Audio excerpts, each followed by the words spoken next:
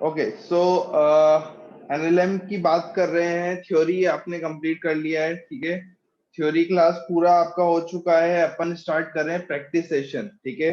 तो प्रैक्टिस की अगर बात करें तो हम पूरा सीक्वेंस में चलेंगे बेटा।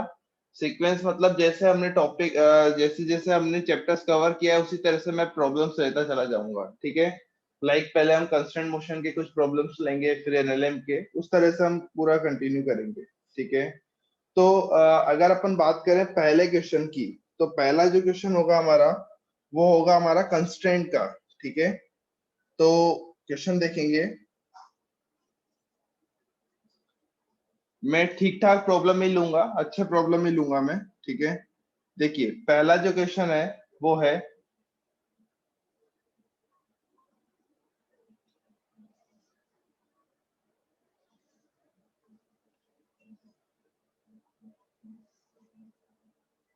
ये ब्लॉक है हमारे पास, दिस इज ए, और यहां से कोई दूसरा ब्लॉक कनेक्टेड है, दिस इज बी,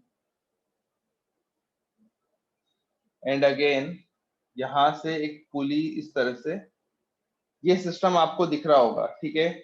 और यहाँ पर दो ब्लॉक है हमारे पास, ए एंड बी, और यहाँ पर ए वाले ब्लॉक का डायरेक्शन एंड स्पीड दिया है is moving with 1 metre per second. So you have to find the velocity of object B, ठीक है। हमें यहाँ पर बी ब्लॉक का वेलोसिटी फाइंड करना है, ठीक है। अब यहाँ पर देखिए, जब भी हम कंस्टेंट मोशन की बात करते हैं तो मास वगैरह की बात नहीं करते हैं, और यहाँ पर मास दिया भी नहीं है। मास अगर नहीं भी दिया है तो भी कोई फर्क नहीं पड़ेगा हमें। हमें जस्ट यहाँ पर इस ए वाले पार्टिकल का स्पीड दिया है और बी वाले पार्टिकल का स्पीड पूछा गया है, ठीक है। तो कैसे कर सकते हैं टेस्ट क्वेश्चंस को? हम पावर मेथड जानते हैं, पावर मेथड हम सब लोगों ने सीखा हुआ है। पावर मेथड के लिए हम क्या करते हैं, टेंशन ढूंढते हैं, ठीक है, स्ट्रिंग के अंदर। तो अगर आप ध्यान से देखें तो यहाँ पर एक पूरा कॉमन स्ट्रिंग आपको दिख रहा होगा। इस पूरे कॉमन स्ट्रिंग के अंदर जो टेंशन फोर्स होगा दैट इज टी। अगर यहाँ पर टेंशन टी होगा तो यहाँ पर भी टेंशन कितना होगा बेटा, टी होगा। और अगेन यहाँ पर भी टेंशन फोर्स कितना होगा, टी ही होगा, ठीक है। अब यहाँ पर टी, यहाँ पर टी, तो यहाँ पर जो टेंशन फोर्स होगा वो कितना होगा, 2t, ओके। तो यहाँ पर टेंशन फोर्स टी होगा, यहाँ पर टेंशन फोर्स 2t होगा। नाउ वी कैन राइट, हम पावर मेथड से क्या लिख सकते हैं बेटा? पावर मेथड में हम लिख सकते हैं tension force into velocity is equal to zero. ये ऐसा लिखते हैं हम यहाँ पर, ठीक है। टी इंटू वी का जो डॉट मल्टीप्लीकेशन होता है उसे हम जीरो के बराबर करते हैं। तो आप सिर्फ उन दोनों ब्लॉक्स को ऑब्जर्व करिए जिन दोनों ब्लॉक्स की हमें बात करनी है। तो ए वाले ब्लॉक को अगर आप देखें तो ए वाले ब्लॉक का के ऊपर जो टेंशन फोर्स था वो टी था, ठीक है। और इस पार्टिकल का स्पीड हमारे पास 1 मीटर पर सेकेंड था, and both are in same direction. देखिए ध्यान से, ए वाले ब्लॉक के ऊपर टेंशन फोर्स का डायरेक्शन और वेलोसिटी का डायरेक्शन सेम है, तो आगे हम प्लस का साइन लगाएंगे, ठीक है। बी वाले ब्लॉक को देखिए, बी वाले ब्लॉक के ऊपर जो टेंशन फोर्स लग रहा है बेटा, बी वाले ब्लॉक के ऊपर जो टेंशन फोर्स है वो कितना है हमारे पास, 2t। So this is 2t, okay. And velocity नहीं पता है तो हम इसको वीबी ही अज्यूम कर लेंगे, सो इनटू वीबी। एंड डायरेक्शन नहीं पता है तो सपोज हम प्लस साइन मान लेते हैं, इज इक्वल्स टू जीरो, ठीक है। अब यहाँ से t तो जीरो में चला जाएगा, सो हम इसको इधर जब लेकर जाएंगे तो क्या हो जाएगा, 2vb बराबर -1। सो vb इज इक्वल्स टू -1/2, -1/2 और -0.5 मीटर पर सेकेंड, ठीक है। सो माइनस का मीनिंग क्या है? पहली बात तो अगर मैग्नीट्यूड की बात करें तो मैग्नीट्यूड इज 0.5, मतलब ये जो पार्टिकल है, वीबी वाला जो ब्लॉक है, वो 0.5 मीटर पर सेकेंड से मूव करेगा।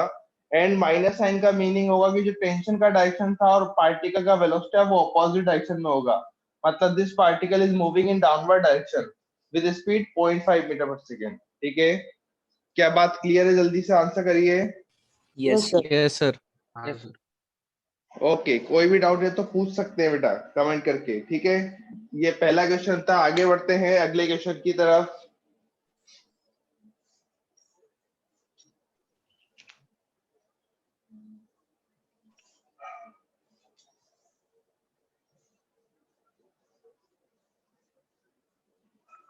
पेन और पेपर लेकर बैठिए। अगर मैं कुछ बोलता हूँ करने के लिए तो आप लोगों को सॉल्व करना है, ठीक है। अगले क्वेश्चन का आंसर करना है आप लोगों को, जल्दी से देखिए। अच्छा सवाल ले रहा हूं मैं अगला।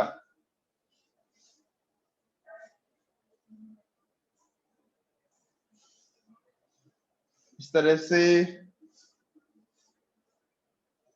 हमें एक सिस्टम दे रखा है, देखिए यहाँ पर पुली कनेक्टेड है और ये पुली अगेन एक और पुली से कनेक्टेड है।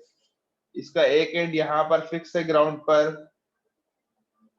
दूसरे एंड से एक और पुली कनेक्टेड है और ये भी फिक्स्ड है यहाँ पर, और यहाँ पर एक और ब्लॉक कनेक्टेड है, ठीक है, इस तरह से।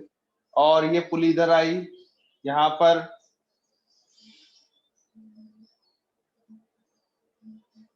दिस इज अगेन पुली, यहाँ पर ये हमारा ब्लॉक कनेक्टेड है और ये इधर आके यहाँ पर फिक्स्ड है, ठीक है। अच्छा खासा सवाल दिख रहा होगा आपको।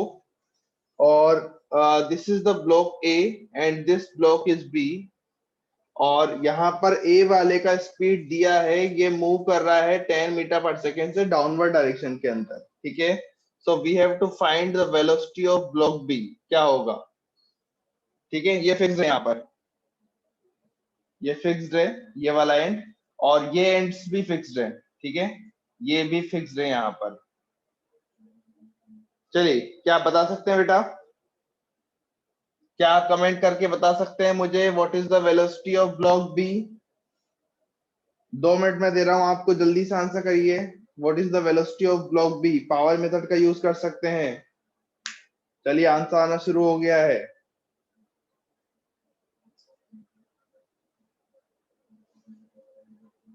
What is the velocity of block B? सिर्फ दोनों ब्लॉक्स को देखिए, जिन दोनों ब्लॉक्स की हमें बात करना है, टेंशन फोर्स को ढूंढिए जल्दी से। डायरेक्शन के साथ साथ आंसर करना है, अपवर्ड और डाउनवर्ड। डायरेक्शन के साथ आंसर करिए, अपवर्ड्स और डाउनवर्ड्स।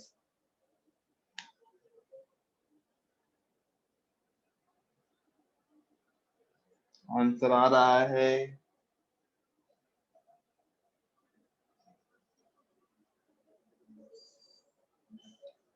प्रतीक बिल्कुल सही आंसर है आपका। बेटा टेंशन फोर्स ढूंढिए, कुछ गड़बड़ कर रहे हैं। टेंशंस देखिए यहाँ पर, ओके काफी लोगों ने आंसर किया है, अच्छी बात है, बट कुछ गड़बड़ किया है। देखिए मैं बता देता हूँ, जल्दी से देखेंगे। सबसे पहले अगर हमको इन दोनों के बीच में रिलेशन फाइंड करना है तो हम पावर मेथड का यूज करेंगे। उसके लिए हमें टेंशन फोर्स का नॉलेज होना चाहिए। तो जहां पर हमें वेलोसिटी पता है वहां से मानना शुरू कर लेते हैं, ठीक है। आप चाहें तो इधर से ही मान सकते हैं, मैं यहाँ से मान लेता हूँ। सपोज ये एक पूरा एक कॉमन स्ट्रिंग है, तो टेंशन टी एज्यूम किया। अगर यहाँ टेंशन टी होगा तो इसके जस्ट यहाँ पर टेंशन कितना होगा बेटा, 2t, समझ रहे हैं। यहाँ पर टी, यहाँ टी, तो यहाँ पर 2t होगा, तो यहाँ पर भी कितना होगा बेटा, यहाँ पर भी 2t होगा, ठीक है। यहाँ 2t, यहाँ 2t, तो यहाँ पर कितना होगा बेटा, 4t। और ये पूरा स्ट्रिंग कॉमन आपको दिख रहा होगा, तो यहाँ पर 4t, तो यहाँ पर भी कितना होगा, 40 होगा, ठीक है। यहाँ पर 40 है, तो यहाँ पर क्या इसका आधा टेंशन होगा? बात समझ पा रहे हैं बात को? अगर यहाँ पर टेंशन 40 होगा तो यहाँ पर उसका आधा होगा, तभी बैलेंस कर पाएगा। यहाँ भी 2t होगा और यहाँ भी 2t होगा, तभी ये 40 को बैलेंस करेगा, ठीक है। तो we can write 10 into T, ठीक है, 10 इंटू टी। और माइनस साइन, माइनस क्यों लगा रहे हैं, क्योंकि टेंशन ऊपर की तरफ है, वेलोसिटी नीचे की तरफ है। बी वाले ब्लॉक को देखिए, बी वाले ब्लॉक के ऊपर टेंशन 2t था, तो we can write 2t into velocity of particle B is VB. नहीं पता है, प्लस साइन लगा देंगे, is equals to 0। This is the equation, ठीक है। किसी ने भी कुछ गड़बड़ किया है, इक्वेशन नहीं समझा है, तो देखिए this is the equation, t into 10 और यहाँ पर 2t इंटू वीबी। तो t से t कैंसिल आउट करेंगे, ठीक है। तो वीबी को जब इधर लेकर जाएंगे तो -10 is equal to 2 VB, -10 equal to -2 VB, ठीक है। सो माइनस से माइनस कैंसिल आउट होगा, तो VB is equal to 5 metre per second. मतलब यहाँ पर जो आंसर आएगा बेटा, पार्टिकल का जो वेलोसिटी होगा बी वाले पार्टिकल का, वो आएगा 5, ठीक है। और साइन आप अगर देखेंगे तो यहाँ पर प्लस साइन दिख रहा होगा। प्लस साइन क्या सिग्निफाई करेगा, क्या बता रहा है यहाँ पर, कि वेलोसिटी ऑफ पार्टिकल बी भी टेंशन की डायरेक्शन में ही होगा, मतलब is going in upwards direction, is going in upwards direction along the incline. We can write along the incline. क्या बात समझा है? ये इंक्लाइन के अलोंग अपवर्ड मूव करेगा, ठीक है।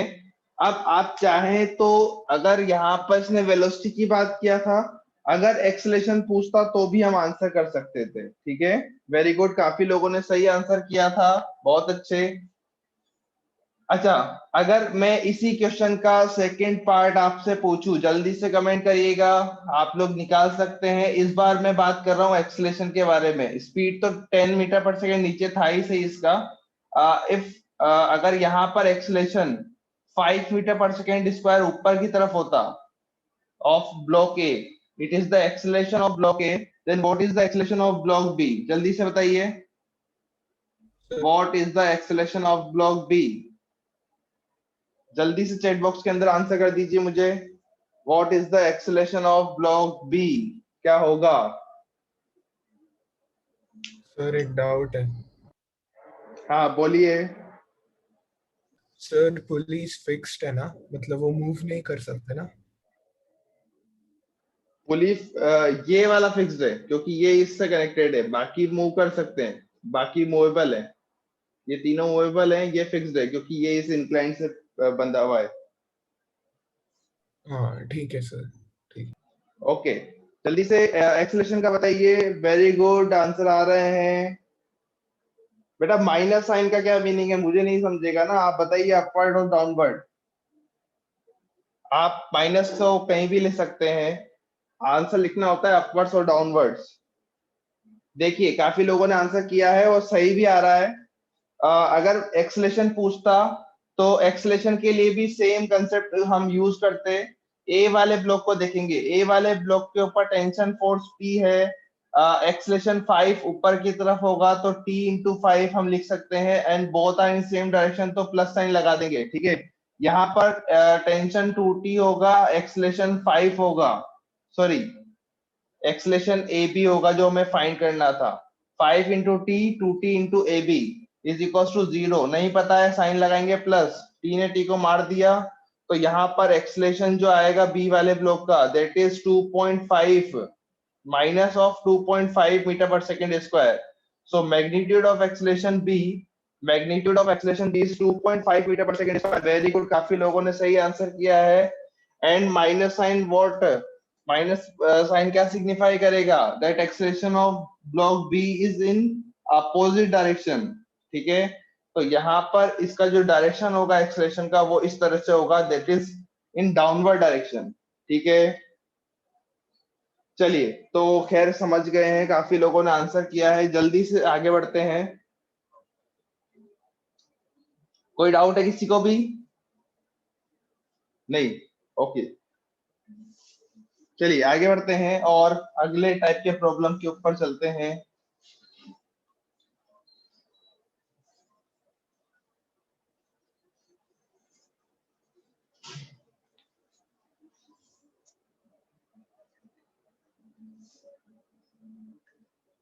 तो अगले टाइप का जो प्रॉब्लम है वो है हमारा वेज कंस्ट्रेंट से। ये हमने बात किया था, मैं टॉपिक का नाम भी बता देता हूँ, ये स्ट्रिंग कंस्ट्रेंट था जो अभी हमने पढ़ा था।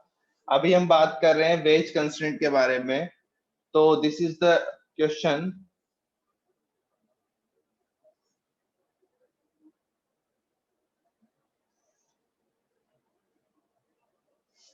ये वॉल है जो फिक्स्ड है, ठीक है, और यहाँ पर एक दूसरा ब्लॉक है इस तरह से, you can see this is the block, okay. और एक ब्लॉक इंक्लाइंड प्लेन वाला है जो ग्राउंड पर रखा है। देखिए ध्यान से, एक ब्लॉक आपको दिख रहा होगा इस तरह से, इंक्लाइंड प्लेन वाला ब्लॉक दिख रहा होगा, ठीक है, और दूसरा ब्लॉक है ये वाला, ठीक है। अब यहाँ पर क्या बोला है उसने कि ये ब्लॉक बी है, ये ब्लॉक ए है, ठीक है। तो यहाँ पर बी वाला जो ब्लॉक है वो 10 मीटर पर सेकेंड से नीचे की तरफ आ रहा है, ठीक है। और this angle is 37 degree, this angle is 37 degree. तो we have to find the velocity of block A वाले का स्पीड हमें फाइंड करना है यहाँ पर, ठीक है। क्वेश्चन क्लियर होगा सभी को। This is the problem of wedge constraint, wedge constraint का प्रॉब्लम बेटा। यहाँ पर एक ब्लॉक दिख रहा होगा जो 10 मीटर पर सेकेंड से नीचे की तरफ आ रहा है, तो ब्लॉक ए क्या बताना है, क्या वेलोसिटी होगा। ये फ्री है, मूव कर सकता है ये, ठीक है। ये मूवेबल होगा तभी वेलोसिटी आएगा, अगर फिक्स्ड होगा तो जीरो ही होगा, ठीक है। तो ये बताने की आवश्यकता होनी नहीं चाहिए मुझे। And this angle is 37। सो कैसे करेंगे बेटा इस क्वेश्चन को। सबसे पहले देखिए कि पार्टिकल किधर मूव करेगा। तो ये आपका कॉमन सेंस है, अगर ये 10 से नीचे आएगा मतलब ये पार्टिकल नीचे आ रहा है। अब ये वॉल है जो फिक्स है, ये तो मूव कर नहीं सकता। तो क्या होगा, जब ये नीचे आएगा तो ये धक्का लगाएगा ए वाले ब्लॉक के ऊपर, और ए वाला ब्लॉक इस तरह से मूव करेगा विद वेलोसिटी ए, ठीक है। दिस इज द वेलोसिटी ए, ठीक है। अब इस टाइप के क्वेश्चन को करने के लिए क्या करना होता है, सबसे पहले आपको देखिए कॉन्टैक्ट सरफेस, क्योंकि वेज कंस्ट्रेंट के अंदर हम क्या बोलते हैं, कंपोनेंट, जो कंसेप्ट है वो क्या होता है, component component perpendicular to contact surface, perpendicular to contact surface are same, या component of velocity or acceleration we can write, or acceleration, component of velocity or acceleration perpendicular to contact surface। ये concept होता है किसका, veg constraint का। तो सब लोग ध्यान से देखेंगे तो कॉन्टैक्ट सरफेस सभी को दिख रहा होगा, this is the contact surface, ये यहाँ पर कॉन्टैक्ट सरफेस होगा, this is the contact surface, ठीक है। तो कॉन्टैक्ट सरफेस अगर होगा तो हम इसको अलग से ड्रॉ कर लेते हैं ताकि आपको चीजें अच्छे से क्लियर हो जाए। This is the contact surface, ये कॉन्टैक्ट सरफेस था यहाँ पर, ठीक है। तो ये जो पार्टिकल है, बी वाला जो पार्टिकल है, उसका वेलोसिटी देखिए, उसका वेलोसिटी कुछ इस तरह से था नीचे की तरफ, जो कि था 10 मीटर पर सेकेंड, ठीक है। इसको हम बोल देते हैं A B, sorry V B, velocity of particle B. And A वाला जो पार्टिकल है कुछ इस तरह से जा रहा है, so this is velocity of A particle, ठीक है। मैंने क्या किया, दोनों वेलोसिटीज को एक पॉइंट पर बना लिया, और ये हमारा कॉन्टैक्ट सरफेस है, ठीक है। ये हमारा कॉन्टैक्ट सरफेस है, ठीक है। कॉन्टैक्ट सरफेस का परपेंडिकुलर डायरेक्शन देखिए, कॉन्टैक्ट सरफेस का परपेंडिकुलर डायरेक्शन क्या होगा, क्या यही कॉन्टैक्ट सरफेस का परपेंडिकुलर डायरेक्शन है, ठीक है। ये कॉन्टैक्ट सरफेस है हमारा, एंड ये इसका परपेंडिकुलर डायरेक्शन। तो इसके अलोंग कंपाउंड्स में ब्रेक करिए, ठीक है। तो एक एंगल के बारे में हमें आइडिया है, ये ऐसा आगे जाकर ये 37 डिग्री एंगल फॉर्म कर रहा है, यू कैन सी, ये कॉन्टेक्स्ट पे आगे जाके 37 डिग्री का एंगल फॉर्म कर रहा है। तो ये 37 होगा, ये 37 होगा, तो ये 53 होगा, तो ये एंगल भी 37 डिग्री होगा, और ये 37 होगा, तो ये रिमेनिंग 53 होगा, ठीक है। या फिर अगेन वी कैन से ये भी 37 होगा, ठीक है। दोबारा रिपीट कर देता हूँ, ये एंगल 37 था, ये दिया था क्वेश्चन के अंदर, तो ये 53 होगा, तो ये 37 होगा, ये 37 होगा, तो ये भी 37 होगा। अब चलिए कंपाउंड्स देखिए along perpendicular to the incline. तो वीबी का जो कंपाउंड आएगा यहाँ पर वो कितना आ जाएगा, वीबी cos 37 डिग्री, ठीक है। और VA का यहाँ पर जो कंपोनेंट होगा, अगर 37 के साथ लेते हैं तो cos कंपोनेंट यहाँ पर जाएगा, यहाँ साइन कंपोनेंट आएगा, तो दिस इज VA sin 37, ठीक है। VA का साइन कंपोनेंट और VB का cos कंपोनेंट, और कंसेप्ट अगर हमें पता है तो दोनों कंपोनेंट सेम होने चाहिए। So we can write VA sin 37 is equals to VB cos 37। क्या बात सही है, दोनों कंपाउंड्स को इक्वेट कर सकते हैं हम, ठीक है। तो VA का वैल्यू कितना हो जाए, so VA into sin 37 is 3/5 is equals to VB का वैल्यू दिया था 10 एंड cos 37 इज 4/5, 5 ने 5 को मार दिया, तो velocity of A is 40/3 metre per second. This is the answer और प्लस साइन का मतलब है कि जो डायरेक्शन हमने अज्यूम किया था वो बिल्कुल सही अज्यूम किया था। तो दिस इज द आंसर। क्या मेरी बात क्लियर है? जल्दी से चैट बॉक्स में आंसर करिए। क्या ये क्वेश्चन क्लियर है सभी को? यस। अगर क्लियर है तो आपको पता होगा कि अगला सवाल आप लोगों को ही करना है। सर यहाँ किसी को भी डाउट है तो जल्दी से पूछ सकते हैं। हाँ बोलिए। सर यहाँ पे वी ए का क्या मतलब है कि वो ऑब्जेक्ट साइड में मूव कर रहा है? वी ए का मतलब है वेलोसिटी ऑफ ब्लॉक ए। अगर ये ब्लॉक नीचे की तरफ आएगा तो इसका वेलोसिटी का जो डायरेक्शन होगा वो कहाँ अज्यूम करना होगा? वो इधर ही तो होगा। इसी तरह से मूव कर सकता है। ऐसा थोड़ी होगा कि हम वी ए को ऐसा मान लें। ऐसा तो नहीं होगा कि ये पार्टिकल से हवा में कहीं चला जाएगा। ठीक है, ये तो अंडरस्टूड है हमको कि अगर ये वीबी से नीचे आएगा तो ये अलोंग द प्लेन ऐसे ही मूव करेगा। हाँ सर, तो सॉरी, अगर ऐसे ही मूव करेगा तो let let assume the direction V है। आप चाहे तो ऐसे अज्यूम कर लीजिए, लेकिन ये मानने वाली बात नहीं है ना। अगर आप ऐसे मान लेते तो वी भी माइनस आ जाता। इसका मतलब आपने डायरेक्शन उल्टा मान लिया है। ठीक है, लेकिन मूव तो अलोंग द हॉरिजॉन्टल प्लेन ही करेगा ना। ठीक है, तो वो चीज आपको थोड़ा सा दिमाग लगाना पड़ेगा। ये सोचना पड़ेगा कैसे मूव करेगा। ठीक है, हाँ सर, वी ए साइन 37 और और वी बी। इक्वेट हाँ बोलिए।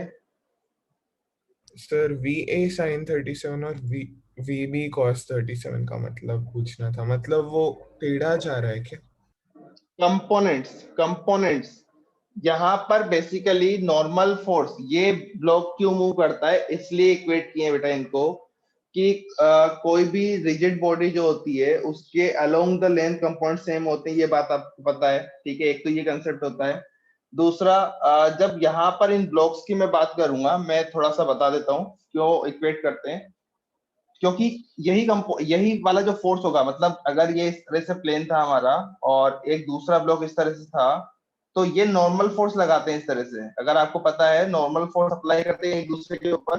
ठीक है, तो यही नॉर्मल फोर्स होता है जो इस ब्लॉक को मूव कराता है। मतलब जब ये जो नॉर्मल फोर्स होगा इसके ऊपर, इसका जो हॉरिजॉन्टल कंपोनेंट होगा वही इस पार्टिकल को मूव कराएगा। ये बात हमें पता है।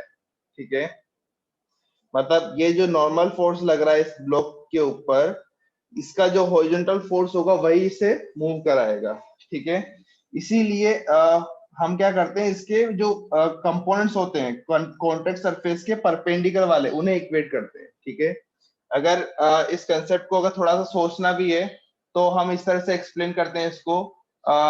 इस तरह से अगर दो ब्लॉक्स है हमारे पास, जिन लोगों को दिक्कत है वो देख लीजिए। अगर इस तरह से कोई दो ब्लॉक्स है हमारे पास, ठीक है, और ए वाला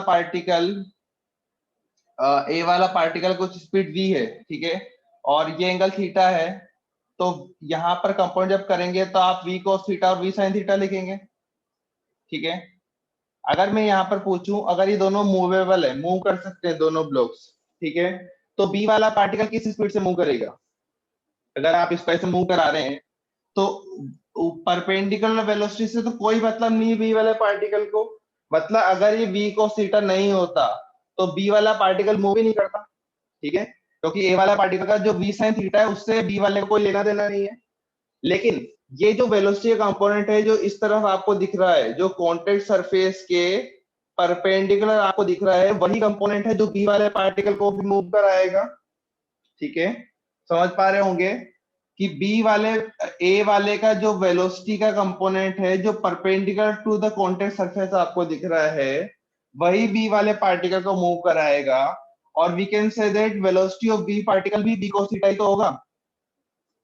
अरे ये दोनों साथ साथ ही तो चलेंगे बेटा, ये दोनों रिजिड बॉडीज हैं। अगर कॉन्टेक्ट में है तो साथ में मूव करेगा। ऐसा नहीं होगा कि ये इसके अंदर से निकल जाए। ठीक है, दोनों चिपक के तो चलेंगे। अगर दो ब्लॉक से इसने धक्का मारा तो ये उसी फोर्स से चलेगा ना, या उसी वेलोसिटी से चलेगा जो कांटेक्ट में होंगे। ठीक है, तो इसीलिए हम कांटेक्ट सरफेस के परपेंडिकुलर कंपोनेंट्स को इक्वेट करते हैं। ठीक है, हाँ sir. Sir V A sine 37 और वी बी कॉस 37 वेलोसिटीज है ना? हाँ वेलोसिटीज है ना बेटा, वी रिप्रेजेंट करेगा वेलोसिटी को। तो फिर सिटी का कंपोनेंट भी रहा तो भी मतलब उसका मतलब है कि वो उसकी वेलोसिटी थोड़ी सी टेढ़े डायरेक्शन में भी है। थोड़ा सा टेढ़ा नहीं, कॉन्टेक्ट सरफेस के परपेंडिकुलर, कॉन्टेक्ट सरफेस के, ये कॉन्टेक्ट सरफेस ही ड्रॉ किया है मैंने आपको, मैंने समझाने के लिए इजी मेथड लिया है, एक इजी प्रॉब्लम बताया यहाँ पर कि कॉन्टेक्ट सरफेस के परपेंडिकुलर स्पीड सेम होती है, ठीक है। तो कॉन्टेक्ट सरफेस को आपको ढूंढना है और परपेंडिकुलर डायरेक्शन को ढूंढना है, ठीक है, और उसके परपेंडिकुलर के अलोंग आपको वेलोसिटीज को इक्वेट करना है, ठीक है। हाँ सर, तो वेलोसिटी वो जो है कंपोनेंट वो टेढ़ा है, मतलब वो ब्लॉक टेढ़ा मूव कर रहा है क्या? नहीं बेटा, वेलोसिटी तो मैंने ए का ऐसे ही पकड़ा है, मैंने कंपोनेंट को इक्वल किया है ना, कंसेप्ट बोलता है कंपोनेंट को इक्वल करना है हमें। वेलोसिटी तो मैंने ऐसे ही अज्यूम किया ना, टेढ़ा कहाँ मूव कर रहा है, मैंने क्या माना है, ए का स्पीड हॉरिजॉन्टली ही है, हॉरिजॉन्टल में ही मूव कर रहा है मेरा ब्लॉक, तो देखिए मैंने वेलोसिटी का अज्यूम किया है, मैंने इसका कंपोनेंट तोड़ा है, मैंने इसका कंपोनेंट तोड़ा है जो परपेंडिकुलर है, और तो उन्हें इक्वेट किया है, कंपोनेंट्स को इक्वेट किया है मैंने। वेलोसिटी तो अभी इसी डायरेक्शन में है ना, तभी तो देखिए सोल्व करने पर v कितना आ रहा है, 40/3। फिर अगर वो टेढ़ा नहीं जा रहा है तो उसके कंपोनेंट्स कैसे आए? कंपोनेंट्स तो किसी भी डायरेक्शन में कर सकते हैं, इसका और भी कंपोनेंट्स होंगे, एक कंपोनेंट इसका इस तरफ भी होगा कॉस्ट में, अलोंग द प्लेन, इसका भी अलोंग द प्लेन होगा। तो कंपोनेंट हमें इनसे मतलब नहीं है ना, हमें तो कंपोनेंट्स से मतलब है जो परपेंडिकुलर टू द प्लेन होंगे। तो कंपोनेंट्स कोई डायरेक्शन में है, मतलब उस डायरेक्शन में मोशन नहीं नेसेसरीली। बेटा आप इस कंसेप्ट को देखिए ना एक बार, अगर आपने बेस कंस्ट्रेंट का लेक्चर नहीं देखा है तो वो भी आप देखिए, उसको आपको काफी हेल्प मिल जाएगा उससे। वेलोसिटी का यहाँ पर देखिए, इसको भी भूल जाइए, इसको देखिए, this is the velocity of particle है, इसका कंसेप्ट था ये v cos थीटा है, ये v sin थीटा है, ठीक है। अगर हम वेलोसिटी को ब्रेक करते तो v का जो इफेक्ट है x डायरेक्शन में होता v cos थीटा, मतलब ए वाले पार्टिकल हॉरिजॉन्टल में कितने स्पीड से मूव करता, v cos थीटा से मूव करता, और वर्टिकल में इसका स्पीड होता v cos sin थीटा, ठीक है। लेकिन इससे हमें कोई मतलब नहीं, क्योंकि ये जो कंपोनेंट है वेलोसिटी का वो बी पर कोई इफेक्ट नहीं डाल रहा है, ठीक है। बी को कौन चलाएगा, जो ए का हॉरिजॉन्टल में कंपोनेंट होगा, जो उसी डायरेक्शन में होगा, ठीक है। तो ए का जो कंपोनेंट बी को सीटा है वही बी को चलाएगा, और अगर ये दोनों रिजिड बॉडीज हैं, ठीक है, और अगर ये कॉन्टेक्ट में है तो दोनों साथ में मूव करेंगे, मतलब बी का स्पीड भी क्या होगा, ए के हॉरिजॉन्टल कंपोनेंट के बराबर होगा, that is B cos theta. तो अगर हम डायरेक्टली इसको कंसेप्ट में अगर इसको कन्वर्ट करें तो हम क्या बोल सकते हैं कि कॉन्टेक्ट सरफेस के परपेंडिकुलर कंपोनेंट, देखिए कॉन्टेक्ट सरफेस दिख रहा था हमें, कॉन्टेक्ट सरफेस का परपेंडिकुलर जो कंपोनेंट था वही तो दोनों का इक्वल है, तो मैंने उसी कंसेप्ट को बना दिया कि कंपोनेंट ऑफ वेलोसिटी और acceleration perpendicular to the contact surface are same, ठीक है। क्या क्लियर हुई बातें आपको अभी? अगर अभी भी डाउट है तो आप एक बार वेज कंस्ट्रेंट का लेक्चर देखिए, ठीक है, उससे आपको काफी चीजें क्लियर हो जाएगी, ठीक है। Let's move to the second question.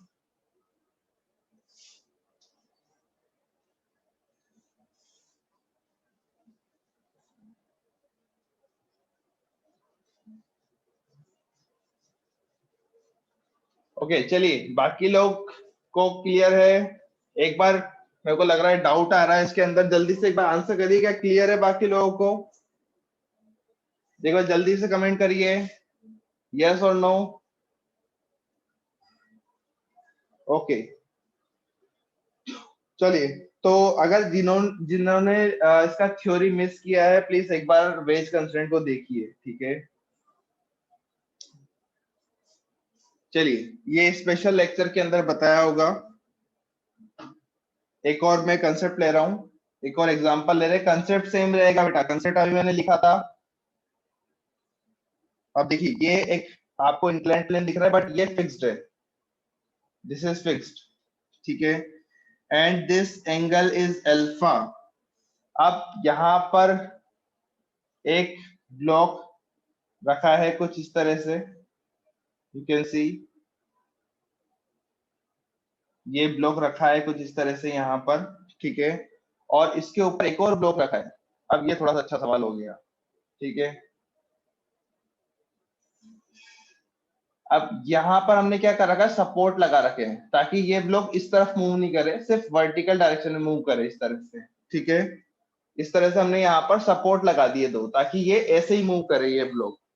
अब यहाँ पर क्या दिया है बेटा, यहाँ पर हमको बोला है कि ये एंगल तो अल्फा हो गया, ये नीचे वाला फिक्स्ड हो गया, ये ब्लॉक ए हो गया, ये ब्लॉक बी हो गया, ये ब्लॉक सी हो गया। खैर सी से कोई मतलब नहीं है, हमें बात करना है ए और बी के बारे में।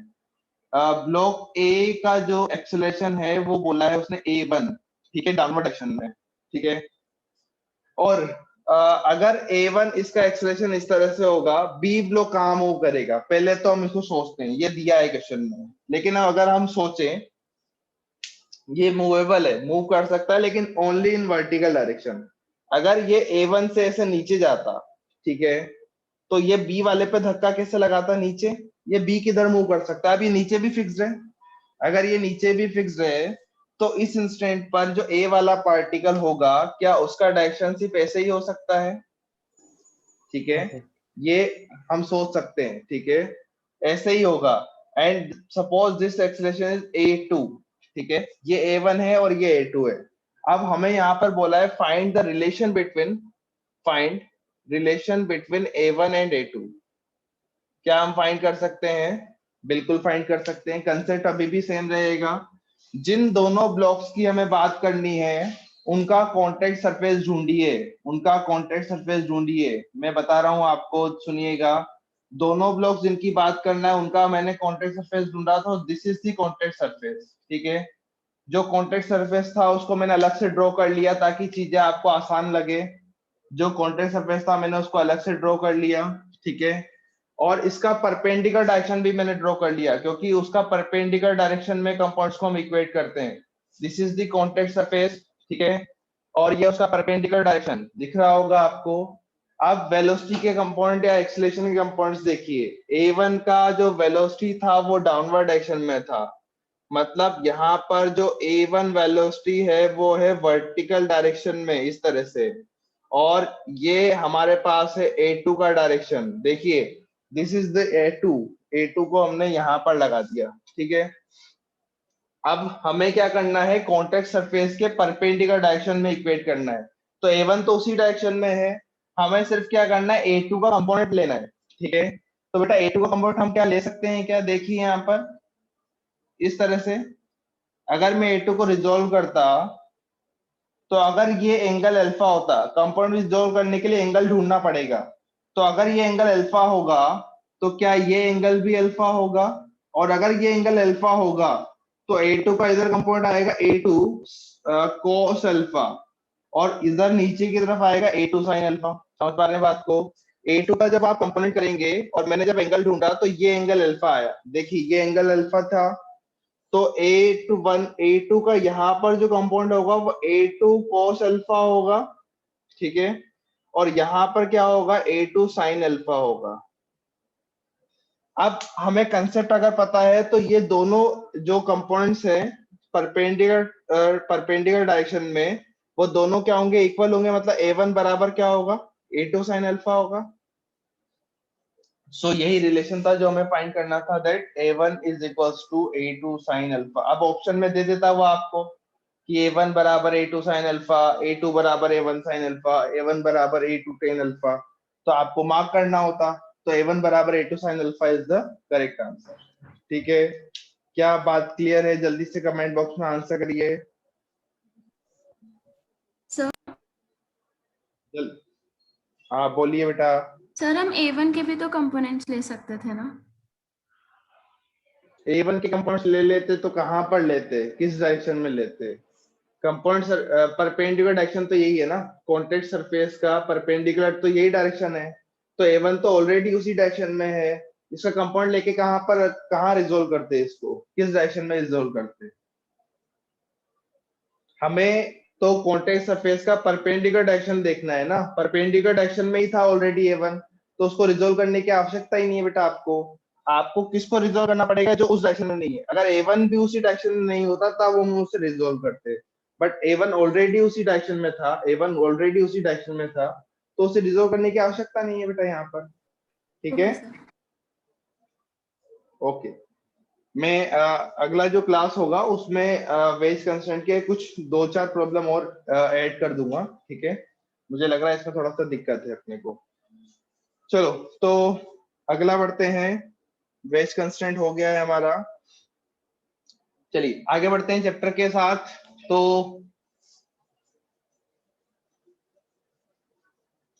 अगर हम आगे बढ़े तो हमने क्या सीखा था, उसके बाद हमने फॉर्मूला सीख लिया था, A में। अगले टाइप के जो प्रॉब्लम्स है, देखिए पुली कंस्ट्रेंट वाले क्वेश्चन मैंने बताया आपको, वेज कंस्ट्रेंट वाले बताए हैं। इक्विलिब्रियम वाले क्वेश्चन भी हम कर सकते हैं। तो अगला जो क्वेश्चन है वो है इक्विलिब्रियम प्रॉब्लम्स। ठीक है, जो हमने FBD के बाद सीखे होंगे। ये तो आसान सवाल है, जल्दी से हम लोग देखेंगे कैसे करना होता है। लेट सपोज यहाँ पर इस तरह से एक ब्लॉक कनेक्टेड है। ठीक है, जल्दी से देखेंगे। दिस इज द 10 kg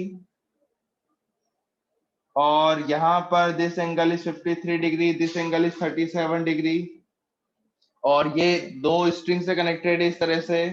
एक स्ट्रिंग यहाँ पर है और क्वेश्चन में दिया है इस स्ट्रिंग में टेंशन T1 है, यहाँ पर T2 है। So we have to find T1 and T2। We have to find T1 and T2। ठीक है, और ये पूरा सिस्टम इक्विलिब्रियम कंडीशन के अंदर है। कौन से कंडीशन के अंदर है? इक्विलिब्रियम। इक्विलिब्रियम मतलब नेट फोर्सेस क्या होंगे इस पार्टिकल पर? नेट फोर्सेस जीरो होंगे। नेट फोर्सेस एक्स डायरेक्शन में भी जीरो होंगे और net forces in Y direction में भी जीरो होंगे। ठीक है, तो अगर नेट फोर्सेस जीरो होंगे बेटा तो क्या कर सकते हैं, देखिएगा जल्दी से हम सोल्व कर लेते हैं। इस पार्टिकल पर नीचे फोर्स होगा 100 न्यूटन m इंटू जी। अगर ये 100 होगा तो इस पॉइंट के ऊपर नीचे भी कितना लगेगा? 100 न्यूटन लगेगा। ठीक है, T2 इस तरह से ही बनेगा बेटा और ये T1 बनेगा। ठीक है, T2 को अगर मैं रिजोल्व करूं कंपाउंड्स के अंदर तो देखिएगा T2 का कंपाउंड आ जाएगा T2 cos 53 डिग्री और यहाँ पर आ जाएगा T2 sin 53 डिग्री। इसी तरह से T1 को रिजोल्व करिए तो ये आ जाएगा T1 cos 37 और ऊपर की तरफ आ जाएगा T1 sin 37 डिग्री। कंपाउंड्स करना आता होगा आपको, ऐसा मैं मान के चल रहा हूं। एक्स डायरेक्शन के अंदर कंपाउंड्स को बैलेंस करिए। एक्स डायरेक्शन आपको दिख रहा होगा इस तरह से। तो we can write T1 cos 37 is equals to T2 cos 53 degree. This is the first equation. और दूसरा आ जाएगा वर्टिकल में बैलेंस करके। वर्टिकल में क्या इक्वेशन है? दो फोर्स ऊपर है, एक फोर्स नीचे है। तो we can write T1 sin 37 plus T2 sin 53 is equals to 100 newton. This is the second equation. ध्यान से देखिए, हमें दो ही वेरिएबल्स फाइंड करने थे और दो ही इक्वेशन हमने निकाल लिए हैं। दो वेरिएबल्स दो इक्वेशन, क्या सॉल्व कर सकते हैं बेटा? मैं सॉल्व नहीं कर रहा हूं, मैंने इक्वेशन बना दिया है, आप लोग सॉल्व कर सकते हैं। दो वेरिएबल्स से दो इक्वेशंस थे। किसी को भी डाउट है तो पूछ सकते हैं और क्लियर है तो कमेंट बॉक्स के अंदर आंसर करिए। क्या इस टाइप के क्वेश्चंस कर सकते हैं? आसान सवाल है ये। अच्छा, सॉल्व कर लिया है क्या? अच्छी बात है, कर सकते हैं बेटा। अब यहाँ पर दो रस्सी की जगह तीन रस्सी होती तो भी क्या फर्क पड़ता? T1 टू T3 ले लेते। दो, एक ब्लॉक यहाँ पर लिया है, दो ब्लॉक ले ले तो भी कोई फर्क नहीं पड़ता। सीडीएस के अंदर आप लोग चाहें तो क्वेश्चन और भी हैं, कर सकते हैं। ठीक है, तो आसान प्रॉब्लम्स होते हैं। इसके अंदर अगर मैं थोड़ा सा चेंज करूं प्रॉब्लम्स को, ठीक है, एक सेम प्रॉब्लम में रिपीट नहीं करूंगा। अगर हम चेंज करें इस टाइप के प्रॉब्लम्स को, मैं इसे छोड़ रहा हूं, किसी को डाउट होगा तो इक्वेशन पूछ सकते हैं। अगर लेट सपोज ऐसा क्वेश्चन होता, क्या आप लोग इक्वेशन बना के बता सकते हैं क्या मुझे? ये है गोला। ठीक है, गोला समझते हैं। ये दो सरफेसेस है इस तरह से, इनके बीच में है और ये एंगल क्या मान लें? 37 मान लेते। चलिए, एक ब्लॉक है यहाँ पर इस तरह से और इसका मास हमें दिया है लगभग 10 kg मान लेते हैं, चलिए कोई दिक्कत नहीं है। अब इस ब्लॉक के ऊपर एक फोर्स लग रहा है इस तरह से हॉरिजॉन्टल डायरेक्शन में, जो इसको ऐसे कंप्रेस कर रहा है, दबा रहा है, ठीक है, या मूव नहीं करने दे रहा है। This force capital F is equals to 100 newton. आप ध्यान से देखिए, ऐसे दो इंक्लाइंड प्लेन है और एक ब्लॉक रखा हुआ है और इधर से फोर्स लगा रहे, कहीं जाएगा क्या? कहीं नहीं जाएगा, ठीक है, कहीं नहीं जाएगा। मतलब ये कौन से कंडीशन में होगा बेटा? ये जो ब्लॉक आपको दिख रहा है, क्या वो अभी इक्विलिब्रियम कंडीशन में होगा? बिल्कुल होगा, ठीक है। तो ये भी इक्विलिब्रियम वाले ही क्वेश्चंस हैं। तो अगर ये इक्विलिब्रियम में होगा तो वी हैव टू फाइंड, यहाँ पर देखिए दो जगह से कॉन्टेक्ट में होगा ये, एक तो यहाँ पर होगा और एक यहाँ पर होगा, ठीक है, दो जगह से कांटेक्ट में होगा। तो यहाँ पर अगर हम देखें तो अगर इस पॉइंट को ए बोल देता हूं, इस पॉइंट को बी बोलता हूं, तो यहाँ पर नॉर्मल फोर्स होगा NA। क्या बात क्लियर है? और यहाँ पर नॉर्मल फोर्स होगा NB। अब ये मत पूछिएगा नॉर्मल फोर्स कैसे लगता है, नॉर्मल फोर्स कोटेड सरफेस के परपेंडिकुलर लगता है, ये बात आपको पता होना चाहिए, ठीक है। ये बात मैं मान के चल रहा हूँ आपको। आलोक सर का क्लास है 8:30 पे, 8:30 हो गई क्या? हो गई है, चलो कोई बात नहीं, इस क्वेश्चन को कंप्लीट करके जा रहे हैं हम। ये क्वेश्चन लास्ट है। तो यहाँ से दो जगह से कांटेक्ट में है, ये N है, ये NB है, ये फोर्स 100 न्यूटन है, इस तरह से लग रहा है ये पूरा सिस्टम इक्विलिब्रियम में होगा। अगर हमसे पूछा जाए जल्दी से, देखिए N और NB का वैल्यू क्या होगा? What is the values of N and B? दो वेरिएबल से दो इक्वेशन फॉर्म करने हैं, मैं आपको इक्वेशन बना के बता देता हूं। तो इस ब्लॉक के ऊपर डाउनवर्ड डायरेक्शन में फोर्स कितना होगा भैया? 100 न्यूटन होगा, ठीक है। तो अगर मैं, अब देखिए, अगर मैं यहाँ पर NB को ब्रेक कर लेता हूं, NB को अगर मैं ब्रेक करूं या एंगल फाइंड करूं, सबसे पहले तो इस पूरे जितने भी फोर्सेस है उनको एक पॉइंट पे अप्लाई करिए। FBD आप लोगों ने सीखा होगा। यहाँ पर डाउनवर्ड डायरेक्शन में फोर्स था 100 न्यूटन का, ठीक है, और NA लग रहा है इस तरह से वर्टिकली अपवर्ड डायरेक्शन में। देखिए NA ऊपर है, 100 नीचे, और ये NB है, दिस इज दी NB, ठीक है। एंगल ढूंढ सकते हैं बेटा, एंगल अगर ढूंढने की बोलो तो ये 37 था, तो ये भी 37 होगा, ठीक है। मत पूछा कैसे, ठीक है, ज्योमेट्री पढ़ा होगा आप लोगों ने। ये 37 है तो ये भी 37 होगा, तो ये बचा हुआ एंगल कितना होगा? 53 डिग्री। तो ये बचा हुआ एंगल ये कितना हो जाएगा? 53 डिग्री, ठीक है भैया। अगर कंपाउंड से ब्रेक करें NB को, क्योंकि इनको तो रिजोल्व करने की आवश्यकता है नहीं, ये तो उसी डायरेक्शन में आपको दिख रहा होगा, तो NB का यहाँ पर कंपाउंड आ जाएगा NB cos 53 डिग्री, और यहाँ पर क्या आ जाएगा? NB sin 53 डिग्री, ठीक है। कंपाउंड से ब्रेक करना हम जानते हैं सब लोग। तो अच्छा, एक और फोर्स रह गया है हमारा, हाँ मैं वही सोचूं, यहाँ पर F भी तो लग रहा है 100 न्यूटन का फोर्स, तो यहाँ पर एक फोर्स और आएगा, दैट इज 100 न्यूटन, ठीक है। सारे फोर्स को लगा दिया। तो अगर मैं x में और y में इक्वेट करूं, तो x में क्या इक्वेशन बन रहा है बेटा? NB cos 53 is equals to what? 100, this is the first equation। और अगर आप y में बैलेंस करें तो we can write NA is equals to NB sin 53 degree plus 100, this is the second equation। क्या मेरी बात क्लियर है? सॉल्व करके क्या NA NB निकाल सकते हैं? जल्दी से आंसर कर दीजिए। ऐसे इक्वेशन लिख दिया है आपने, वेरी गुड। क्या सभी को ये क्वेश्चन क्लियर है? जल्दी से आंसर कर सकते हैं? Okay okay. अब ऐसा नहीं है कि मैंने यहां तक छोड़ दिया तो आप लोग भी यहां तक छोड़ेंगे, आप लोगों को आंसर निकालना है पूरा, ठीक है। आप लोगों को कैलकुलेशन का प्रैक्टिस भी होना चाहिए बेटा, तो इसको सॉल्व करिएगा, ठीक है। चलिए, तो अगला क्लास होगा। अच्छा, एक बात मैं पूछ रहा हूँ आपको कि बेसिक मैथ का क्लास आज 12:30 पे रख सकते हैं दिन में? इवनिंग के अंदर की इवनिंग में रखने की जगह दिन में रख सकते हैं बेसिक मैथ का क्लास, जिन बच्चों को दिक्कत था 12:30 पे। 12:30 इज ओके? हाँ सर। यस नो, दो बच्चे बोल रहे नो। चलिए, मैं बायो का क्लास 12:30 पर भी होता है क्या?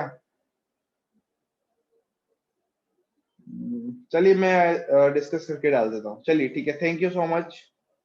Thank you sir. Thank you sir, okay bye. Okay.